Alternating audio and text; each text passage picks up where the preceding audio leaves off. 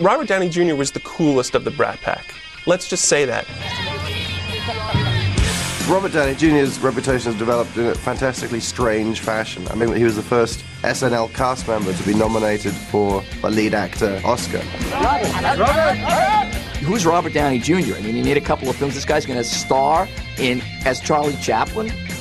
And this is actually a message to every director who will ever direct him. Shut up, back off, and enjoy what he gives you. His drug problems were such that for a couple of years, we saw more pictures of him at the Malibu port talking to judges than we did any movies at the multiplex. You understand all of the consequences of your play?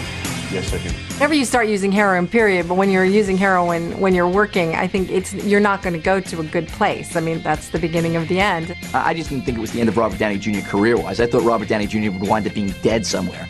Everyone roots for him, and everyone wants him to succeed.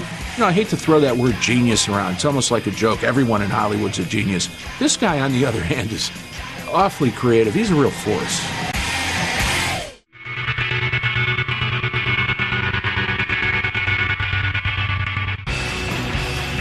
Robert Downey Jr. is associated with both the highest Hollywood honors This certainly means a lot to me. and the lowest of celebrity pitfalls.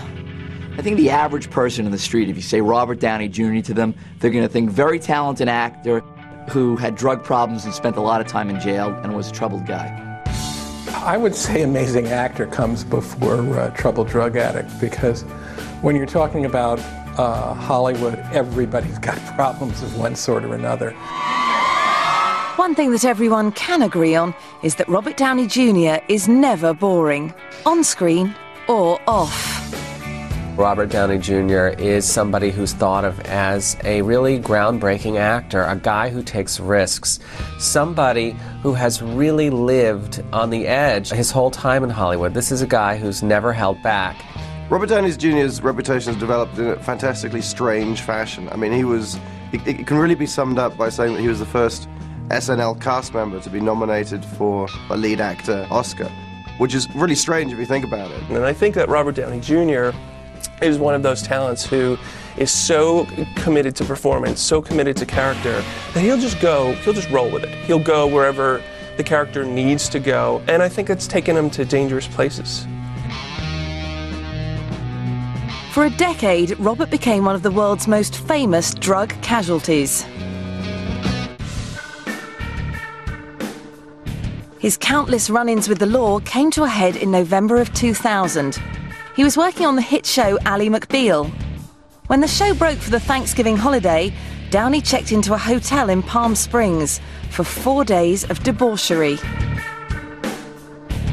He went on a weekend bender, and this included all-nighters, strippers, drugs. It was as crazy as you could get. His weekend ended on a very bad note. Cops ended up coming to his hotel room, and they found 4 ounces of cocaine and a Wonder Woman costume from some woman who had skipped out just before they got there.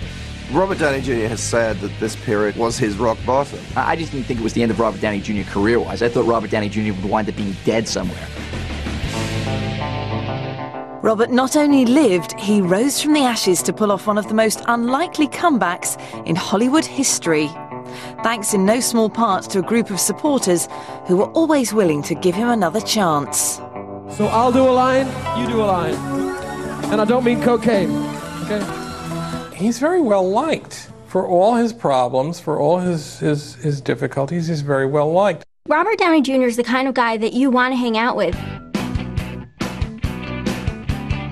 He plays the piano, he's funny. When you see him in interviews, he's always engaging and entertaining. When they put on my head, I get a little Nicholsonian in myself. And it's almost like everyone roots for him and everyone wants him to succeed. Well, it's a testament to how talented Robert Downey Jr. is, that in a town where often you don't get a first chance and rarely get a second chance, this guy's had many chances. Downey was finally able to get clean in 2005. With a little help from his friends, he made 10 films in the next 2 years.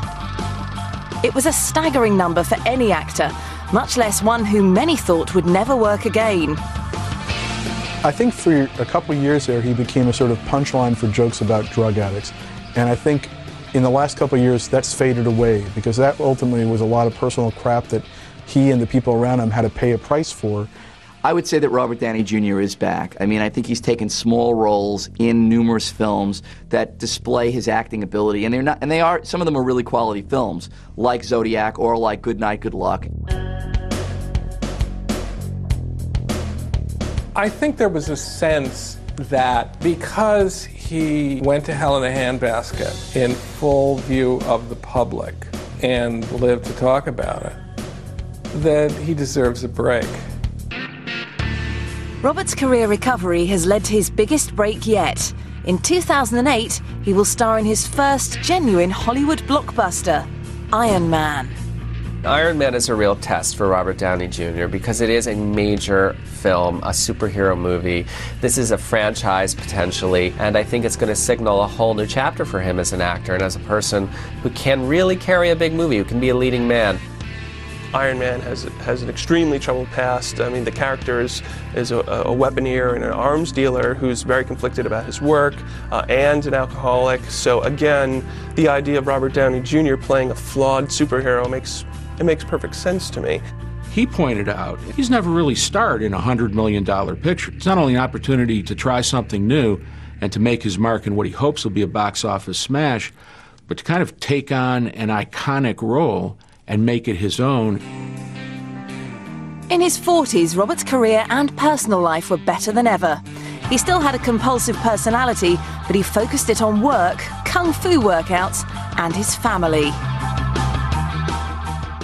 Robert had a bit of a rebirth, almost. He met this woman, Susan Levin, who's a producer. They ended up getting married. They really have this solid relationship, and he's a changed man. Once a definitive decision is made, and I know that there's all the stuff about it's a disease, it's a moral dilemma, it's this, it's all this other stuff, but I think at the end of the day, it's the lack of making a solid personal decision. And sometimes the stakes have to be so high that it's clear. Robert has become committed, and that's all that's happened, is he's now committed to a drug-free lifestyle. He's dedicated to his sobriety. He calls himself a soccer dad. He's really interested in raising his son and being a good role model and being a good husband and just kind of going through life and not falling back into his old habits. Well, they'll find I'm not under the influence because that's no longer an option. It's just too much fun doing stuff like this. Though he became clean and sober, Robert still bears some scars, but most feel he wears them well. You really see in his face and in his performances the entire arc of his life. He's bringing a complexity and a real pathos to his roles that I think comes through, that the pain that he's felt in his life, the reversals that he's felt are there, and I think that they've made him a better actor. When you talk about his comeback nowadays, it's almost passé. I mean, he's back. He's come back. Right now, I'm just enjoying the way things are going. And I certainly wouldn't want to imagine that I've arrived anywhere, but I'm certain, I'm moving, and that feels good.